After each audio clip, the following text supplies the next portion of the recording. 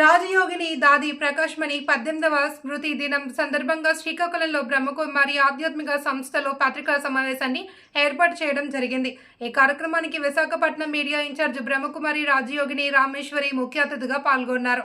ఈ కార్యక్రమంలో పలువురు బ్రహ్మకుమారిలైన Srikakulam media incharge Rajayogini, BK Jayalakshmi, Balaga Brahma Kumaris incharge Nirmala కార్యక్రమంలో పాల్గొన్నారు. బ్రహ్మకుమారీస్ పూర్వపు అధ్యక్షురాలు రాజయోగిని దాది ప్రకాష్మణి 18వ స్మృతి దినం సందర్భంగా పలువురు గౌరవపూర్వకంగా దీపాంజలి, పుష్పాంజలి అర్పించారు. అన్ని ఆత్మల్లోనూ పరమాత్ముడు ఒక్కడేనని, బుద్ధి కూడా ఒక నేత్రమని, ఇదంతా సహజ రాజయోగ ద్వారా సంప్రదించడం జరుగుతుంది అని తెలిపారు. ధ్యానం, యోగా వంటివి కాకుండా ఆత్మను కూడా ఏకీకృతం చేయగల శక్తి పరమాత్ముడికి ఉందని తెలిపారు. సెప్టెంబర్ 26 నుండి 30వ తేదీ వరకు జరిగే సంస్థ యొక్క ముఖ్య కేంద్రం మౌంట్ అబూ రాజస్థాన్లో జరిగే మీడియా జాతీయ సదస్సుకు ప్రతి ఒక్కరూ హాజరవ్వాలని ఆమె కోరారు. కార్యక్రమంలో సీనియర్ జర్నలిస్ట్ ఏపీ ఎంఎఫ్ జిల్లా అధ్యక్షులు డోలా శంకర్రావు, ఏపీఎంఎఫ్ జిల్లా ప్రధాన కార్యదర్శి డాక్టర్ తిత్తి ప్రవీణ్ కుమార్, ఆకుల మాధవ్, హేమసుందర్, బొడ్డేపల్లి రాజేష్, పానీల లీలా, కృష్ణ, గోవింద్ పాటు పలువురు బ్రహ్మకుమారిలు ఆధ్యాత్మిక కార్యక్రమంలో పాల్గొనే భక్తులు తదితరులు పాల్గొన్నారు. ముఖ్యంగా భగవద్గీత కానీ, పురాణం కానీ, బైబిల్ కానీ ఇవన్నీ కూడా దేవుడి కోసం చెప్పే నీతి గ్రంథాలు. వాటన్నిటిలో కూడా వీళ్ళు కూడా మెరడింగ్ చేసుకుని ఒక మంచి అవకాశం మనందరికీ కలిగిస్తున్నారు. వాళ్ళు చేయవలసిన సేవలు వాళ్ళు చేస్తున్నారు. లైఫ్ సాక్రిఫైస్ చేసి మరీ చేస్తున్నట్టు మనం అందరం గమనించి వాళ్ళు పిలిచిన ఆహ్వానం మంచి అందరం కూడా వెళ్ళడానికి ప్రయత్నం చేస్తారని మీ అందరికీ తెలియజేస్తాను.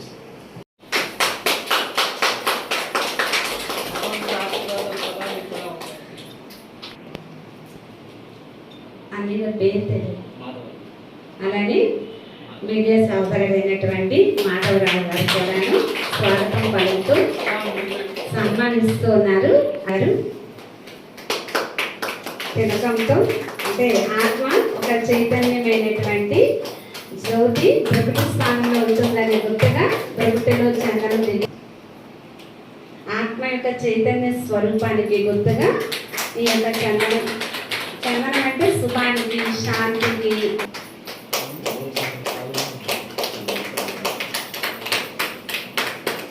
చాలా ఆనందం అండి. మర్చిపోయే రోజులు ఇవి. ఎందుకంటే చాలా మంది దేవుడిని మర్చిపోయి మిగతా యాక్టివిటీస్ మీద వాళ్ళని దృష్టి మళ్ళిస్తున్నారు తప్ప దేవుడి మీద మాత్రం ఎవరిని దృష్టి మళ్ళించి దేవుడు ఉన్నాడు, దేవుడికి సంబంధించి కార్యక్రమాలు కానీ, భగవద్గీత కానీ ఇటువంటి చిన్న చిన్న కార్యక్రమాలు ఏవైనా పిల్లల్ని పాల్గొనేట్లు చేస్తే చాలా బాగుంటుందని అందరికీ ఇతర నాణ్యతలన్నీ కూడా మనం తీసుకుని చేయడం అందరికీ కూడా అన్ని వృత్తుల్లో ఉండేవారికి, అన్ని వర్గాల్లో ఉండేవారికి కూడా ముఖ్యంగా ఏంటంటే మానసిక ఏకాగ్రత కావాలి. మానసిక ఏకాగ్రత అనేది ఒక జపమాల తిప్పడం ద్వారా, ఓంకారం చేయడం ద్వారా రాదు. అంటే భక్తిలో మనం ఆ విధంగా మన పూర్వ ఋషులు చేశారు కాబట్టి దాన్ని అలా మనం కొంతవరకు ఫాలో చేస్తాం.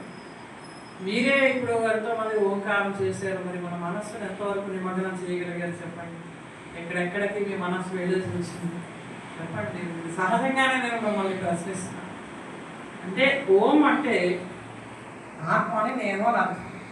ఇప్పుడు మీరు ఎక్కడికి వెళ్ళారంటే మీరు ఎవరో చెప్పడానికి మీ ఐడెంటిటీ కార్డు లేదా ఆధార్ కార్డు ఉంది, కానీ ఆ కార్డు ద్వారా మీరు ఇతరులకి పరిచయం అవ్వడానికి కానీ మీకోసం పరిచయం అవ్వడం కానీ, మీకోసం మీరు ఎవరో తెలుసు, మీరు ఏం చేస్తున్నారో తెలుసు, మీరు ఎక్కడ ఉంటారో తెలుసు.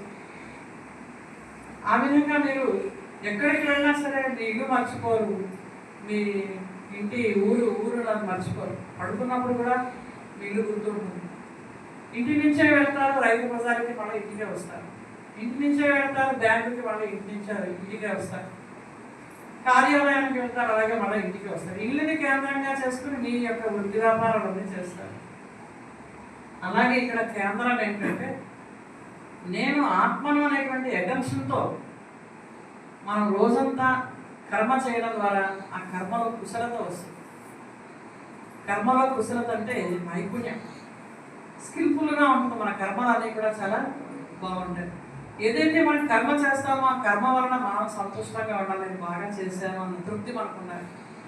నేను ఎవరి కోసం ఆ కర్మ లేదా సేవ చేశానో వాళ్ళు కూడా తృప్తిగా ఉండాలి. నాకు కూడా ఎవరైతే ఉన్నారో ఆ సేవ చేయడానికి ఎవరైనా వచ్చారో వాళ్ళు కూడా సంతోషంగా ఉన్నారు. జీవితంలో ప్రశాంతత ఎలా వస్తుందంటే సంతోషత ద్వారా వస్తుంది. సంతోషతను మించినటువంటి గుణం ఇంకోటి లేదు. సంతుష్టతయే ప్రసన్నతకు ప్రశాంతతకు ఆధారము. సంతుష్టత ఎప్పుడు దూరం అవుతుందంటే మనం ఇతరులని గురించి ఆలోచించినప్పుడు మన లోపల ఉన్న సంతుష్టత పోతుంది. సెల్ఫ్ కంటెంట్ మన లోపల ఉన్నటువంటి ఆత్మ సంతృప్తి అనండి, సంతోషం అనేది ఎప్పుడు పాయమై ఉంటుందంటే ఇతరులని మనం దర్శించినప్పుడు. వాళ్ళు అలా ఉన్నారు, వీళ్ళు ఇలా ఉన్నారు, వీళ్ళు ఇలా ఉన్నారు, ఇలా ఉన్నారు. ఇదే మనం మా భాషలో అయితే పరదర్శనం అంటాం. అంటే ముఖ్యంగా మానస ఏకాగ్రత చాలా మంది అనుకుంటారు భగవంతుని ధ్యానం చేసినప్పుడే మనం స్టడీగా కూర్చోలేము అనుకుంటారు. భగవంతుని ధ్యానం చేసినప్పుడే మనం నిమగ్నమై ఉండాలంటే ఏకాగ్రత అనేది సర్వకాల సర్వావస్థలలో కావాలి. పొద్దున లేచిన దగ్గర నుంచి రాత్రి నిద్రపోయే వరకు మనం ఏం ఆలోచిస్తున్నామో మనకు తెలియాలి. పొద్దున లేచిన నుంచి రాత్రి నిద్రపోయే వరకు మనం ఏం మాట్లాడుతున్నామో మనకి ముందు అటెన్షన్ ఉండాలి.